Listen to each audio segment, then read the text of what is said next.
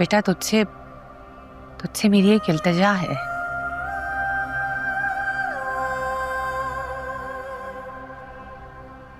उसको ढूंढ ले। मेरी आंखें उसको देखने के लिए तरस रही हैं। हाथ तो ना जोड़ो, मेरे आगे ला जाओ। मैं पूरी कोशिश कर रहा हूँ ढूंढने की। आप बेफिक्र रहें, बस आप दुआ करें। हम सबको आपकी दुआओं की बहुत जरूरत है।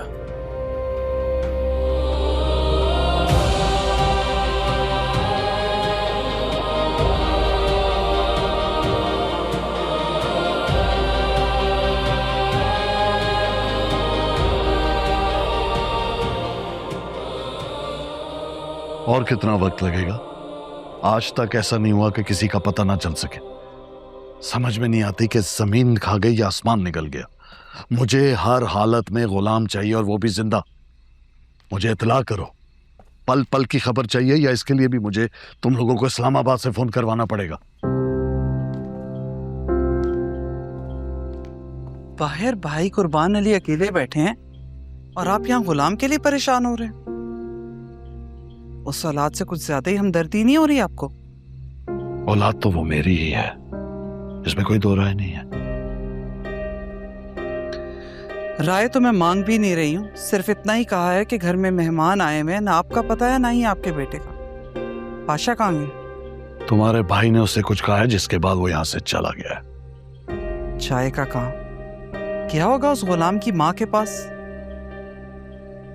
वैसे मेरे भाई के साथ आपका रिश्ता सिर्फ मेरी वजह से नहीं है, अब वो आपका समधी भी लगता है। पाशा का सुसर इसी बात का लिहाज रखा करे। तो तुम्हारे भाई को भी ये समझना चाहिए कि तल्ख अल्फाज इस्तेमाल करने से पहले वो इस बात को जहन में रखे कि उसकी बेटी अब इस घर की बहू है,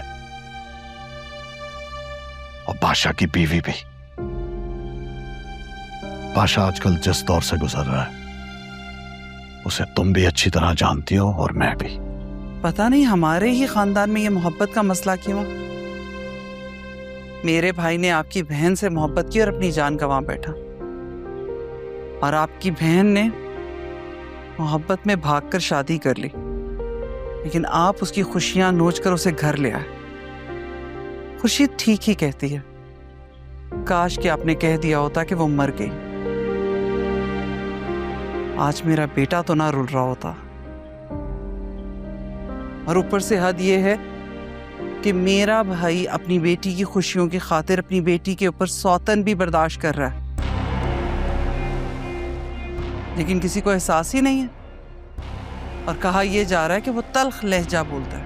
हाँ, तो ये उसके हक के लिए बेहतर है ना कि वो तल्ख बातों से परहेज करे। कल को अगर पाशा ने तैश में आके उसकी बेटी से अलहदगी इख्तियार कर ली तो फिर कौन जिम्मेदार है? अल्लाह ना करे कभी भी कुछ ऐसा हो। बड़ी मुश्किल से बादशाह और मुल्क का रिश्ता हुआ है। सरकार, अगर उन दोनों का रिश्ता टूटा तो मेरे और भाई कुर्बान अली के दरमियान कभी न खत्म होने वाले इख्तलाफात शुरू हो जाएंगे। आपको कुछ तो करना होगा, ऐसा हरगिज नहीं होना चाहिए। मैंने इस खानदान की रस्मों और रिवाजों की खातिर अपनी बहन को धमकी देकर यह शादी करवाई है, क्योंकि मैं भी खुद ये चाहता हूं कि मुल्क के लिए बादशाह के दिल में नरमी पैदा हो, दोनों खुश रहें। लेकिन जानती हो, तुम्हारा भाई ये नहीं चाहता। हाँ, खैर, तुम अपने भाई को समझाओ और उससे कहो कि अपनी जुबान और खुद दोनों पर काबू रखे। बादशाह अब उसका भांजा नहीं है, उसका दामाद है, और ये बात वो ज़हन नशी कर ले।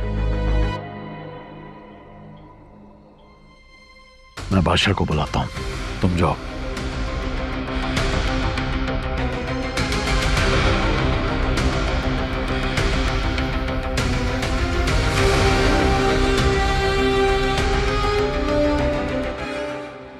ये कपड़े पहन लो, थोड़ी देर में सरकार आ जाएंगे। तुम नहीं जानती उनकी हुक्म की खिलाफ वर्जी करने का अंजाम। तुम सोच भी नहीं सकती। मैं कोई चीज नहीं हूँ जिसे फरीदा या सजाया जाए। खुदा का वास्ता प्लीज मुझे जाने दो। तुम्हारी हालत पर मुझे तरस बहुत आता है, लेकिन मैं कुछ नहीं कर सकती। अगर मैंने तुम्हें आज़ाद कर दिया तो तुम नहीं जानती कि मेरा अंजाम क्या होगा। कुत्तों के हवाले कर देंगे ये मुझे जिंदा, या फिर सांपों के हवाले कर देंगे, या भूखे इंसानों के हवाले कर देंगे। फिर कुछ नहीं पता चलना मेरा किसी को भी। ये सब मेरे लिए जंजीरें हैं, सिर्फ रात नहीं। मैं किसी की मलकियत नहीं हूँ। प्लीज मुझे जाने दो। बेहतर यही होगा कि तुम सरकार की बात मान लो, वरना तुम्हारा अंजाम भी वही होगा जो तुमसे पहले आने वाली औरतों का हुआ। उन सब ने भी फरियाद की, लेकिन किसी की कोई सुनवाई नहीं हुई, और किसी ने तो अपनी जान तक ले ली। मैं जान दे दूंगी अपनी, लेकिन कबूल नहीं करूंगी। गुलाम, गुलाम कहाँ है? वो ठीक तो है ना?